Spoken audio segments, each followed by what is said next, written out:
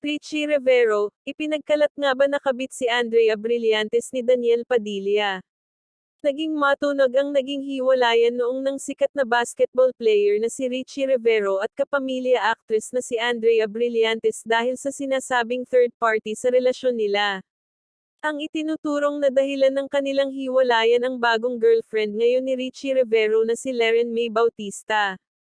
Naging usap-usapan din si Richie Rivero dahil ibinuking ng ex-girlfriend nito na si Andrea Brillantes na isang taong na hindi naglalaba o nagpapalaundry si Richie Rivero.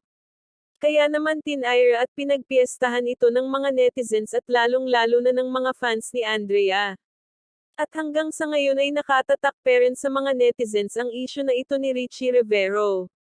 Samantala, nitong nakaraang linggo pumutok ang balita mula sa Showbiz Insider na si OJ Diaz na may lihim na relasyon umano sina Andrea Brillantes at Daniel Padilla at nagkikita pa umano ito ng pasekreto. Hindi tinukoy ni OJ kung kanino galing ang kanyang nasagaw na balita, ngunit maraming nagsasabi na baka si Richie Rivero umano ang source ni OJ na nagsabi nito sa kanya.